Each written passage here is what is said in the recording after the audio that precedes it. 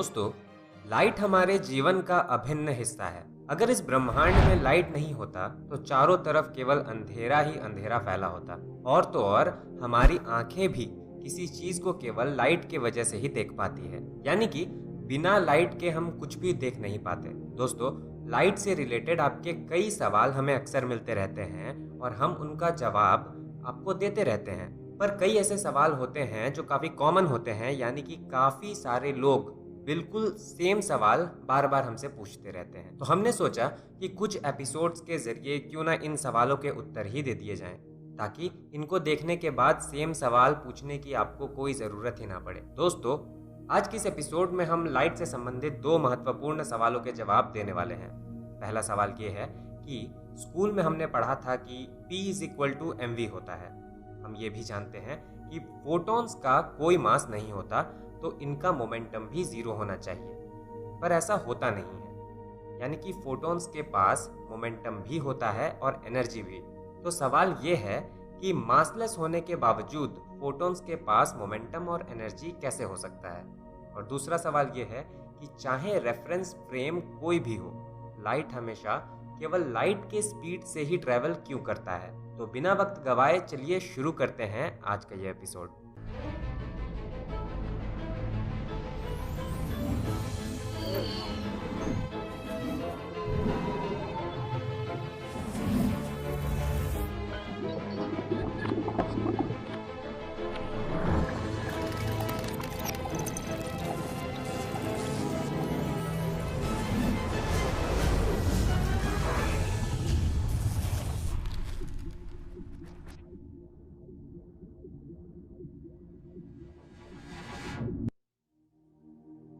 हम जानते हैं कि फोटॉन्स मासलेस होते हैं, यानी कि फोटॉन्स का कोई भी मास नहीं होता। पर क्या आपको ये पता है कि यहाँ हम किस मास की बात कर रहे हैं? आप में से कुछ लोग कहेंगे कि ये क्या बात हुई, मास तो मास होता है, इसमें किस मास की क्या बात है? पर रियल में ऐसा नहीं है। जब भी हम काफ़ी तेज़ गति से ट्रैवल करने वाले फोटॉन्स जैसे पार्टिकल्स की बात करते हैं, तो वहाँ स्पेशल रिलेटिविटी का प्रिंसिपल लागू होता है। और स्पेशल रिलेटिविटी के अनुसार ऐसे ऑब्जेक्ट्स के दो तरह के मास होते हैं, एक रेस्ट मास और दूसरा रिलेटिविस्टिक मास। ये दो तरह के मास क्या होते हैं और क्यों होते हैं, इसके बारे में हम अगले एपिसोड में जानेंगे। फिलहाल मैं आपको बस ये बताना चाहता हूँ कि जनरली जब भी हम किसी ऑब्जेक्ट के मास की बात करते हैं, तो असल में हम उसके रेस्ट मास की ही बात कर रहे होते हैं। और ये मास हमेशा सेम ही रहता है, यानी कि ये कभी बदलता नहीं है। तो जब भी हम ये कहते हैं कि फोटॉन्स मासलेस होते हैं, दरअसल हम ये कह रहे होते हैं कि फोटॉन्स का रेस्ट मास जीरो होता है। पर अगर इसके रिलेटिविस्टिक मास की बात करें तो वो जीरो नहीं होता है। फोटॉन्स के मास के बारे में विस्तार से हम अगले एपिसोड में जानेंगे। आइए अब मूल सवाल पे आते हैं। तो स्कूल में हमने पढ़ा था कि P = mv होता है। इसमें P मोमेंटम होता है, मास m होता है और v वेलोसिटी। तो क्लासिकल मैकेनिक्स के अनुसार अगर किसी ऑब्जेक्ट का मास जीरो हो तो उसका मोमेंटम भी जीरो होना चाहिए। इस हिसाब से फोटॉन्स का मोमेंटम भी जीरो होना चाहिए, क्योंकि इसका मास भी जीरो होता है। पर क्या फोटॉन्स का मोमेंटम वाकई में जीरो होता है? जी नहीं, फोटॉन्स का मोमेंटम जीरो नहीं होता। तो सवाल ये उठता है कि ऐसा होना कैसे मुमकिन है। आइए जानते हैं। दरअसल P = mv के जिस फॉर्मूले को आधार मानकर आप फोटॉन्स के मोमेंटम को जीरो होने की बात कह रहे हैं, वो केवल भारी और स्लो ऑब्जेक्ट्स पर लागू होता है। यानी कि मोमेंटम का ये फॉर्मूला केवल उन ऑब्जेक्ट्स पर लागू होता है जिनकी स्पीड लाइट के स्पीड के केवल 10% स्पीड तक ही सीमित हो। फोटॉन्स जैसे तेज रफ्तार से चलने वाले ऑब्जेक्ट्स के लिए ये फॉर्मूला काम नहीं करता। ऐसे ऑब्जेक्ट्स का मोमेंटम निकालने के लिए हम अलग फॉर्मूले का इस्तेमाल करते हैं जिसमें मास का कोई रोल नहीं होता, यानी कि ऐसे ऑब्जेक्ट में बिना कोई मास के भी मोमेंटम हो सकता है। आइए सबसे पहले जानते हैं इस फॉर्मूले के बारे में, और इसके बाद ये जानेंगे कि ऐसा होना आखिर संभव कैसे है। दोस्तों, आप आइंस्टाइन के इस mass energy equivalence equation E = mc² को तो जरूर जानते होंगे, जो हमें बताता है कि मास और एनर्जी में कोई अंतर नहीं है, यानी कि मास एनर्जी बन सकता है और एनर्जी मास। पर क्या आपको ये पता है कि ये पूरा इक्वेशन नहीं है, ये तो बस एक स्पेशल केस है। दरअसल इसका पूरा इक्वेशन ये है, E square is equal to P square C square plus M square C to the power 4। इस इक्वेशन में ई टोटल एनर्जी है, पी पार्टिकल का मोमेंटम है जो कि इसके मोशन से संबंधित है, सी लाइट की स्पीड है और एम पार्टिकल का मास है, या बेहतर होगा कि ये कहें कि एम उस पार्टिकल का रेस्ट मास है।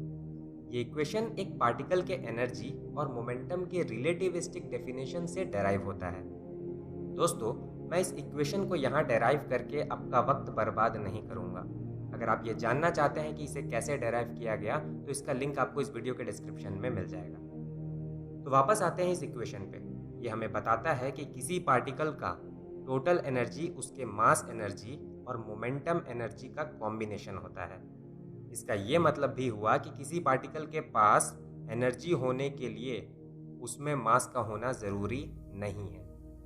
चलिए आगे बढ़ते हैं। हम जानते हैं कि फोटॉन्स का मास 0 होता है। इस आधार पर इस इक्वेशन में अगर हम m को 0 कर दें तो हमारे पास E equal to P C बचेगा, जिसे हम E equals to E by C भी लिख सकते हैं।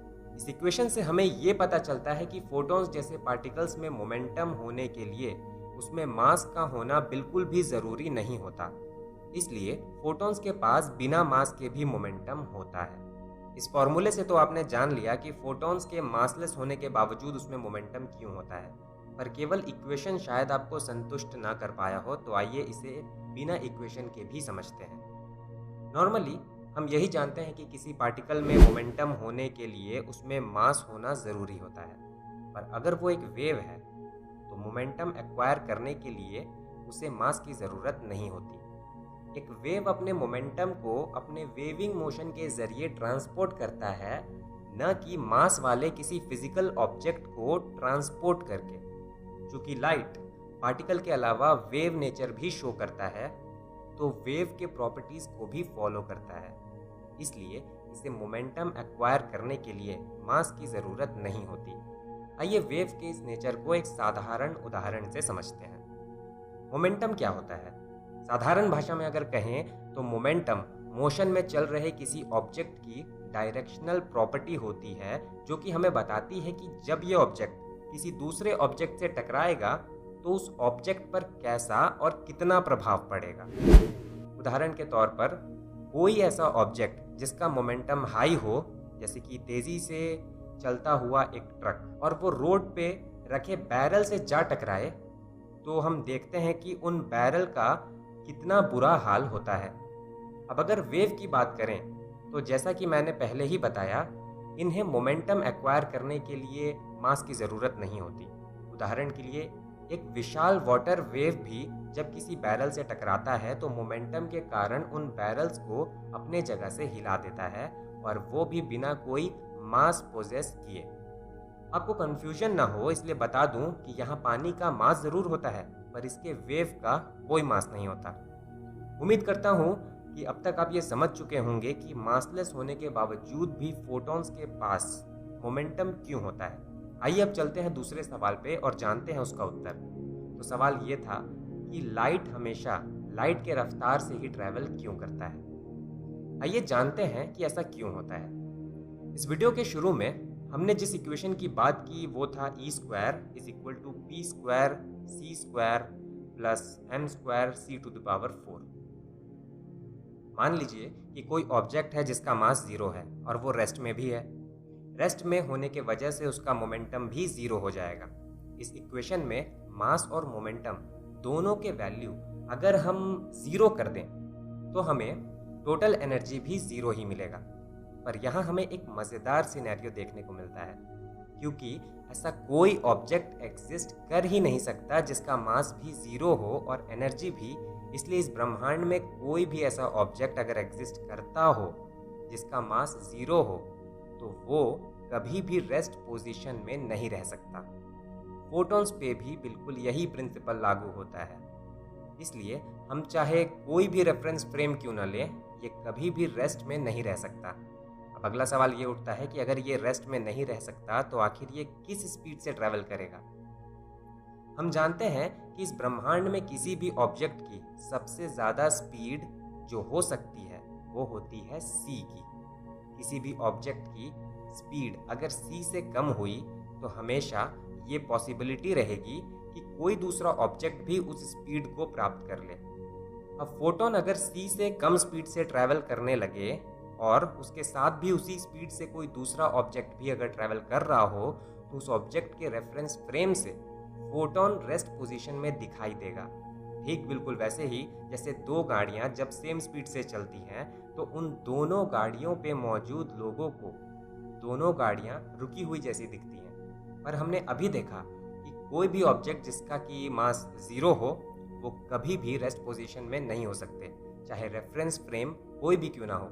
इस ब्रह्मांड में केवल एक ही स्पीड ऐसी है जिसको अगर कोई ऑब्जेक्ट अचीव कर ले तो रेफरेंस फ्रेम चाहे कोई भी क्यों ना हो वो हमेशा उसी स्पीड से मूव करता हुआ दिखाई देगा, और वो स्पीड है इस ब्रह्मांड की यूनिवर्सल स्पीड लिमिट यानी कि c।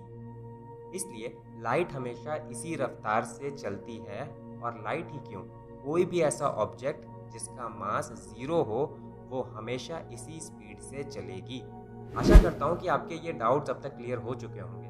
दोस्तों आज के इस एपिसोड में बस इतना ही। अगर आपको ये एपिसोड पसंद आया हो तो इसे लाइक करें।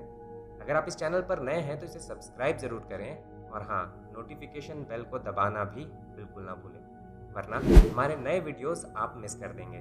दोस्तों इंस्टाग्राम पे भी हम काफ़ी अच्छी जानकारियाँ शेयर करते रहते हैं, तो अगर आप इंस्टाग्राम पर एक्टिव हैं तो हमारे पेज को फॉलो ज़रूर कर लें। हमारा इंस्टाग्राम हैंडल है विज्ञान टीवी इंडिया। अगले हफ्ते आपसे फिर से मुलाकात होगी विज्ञान के एक और दिलचस्प टॉपिक के साथ। तब तक के लिए नमस्कार।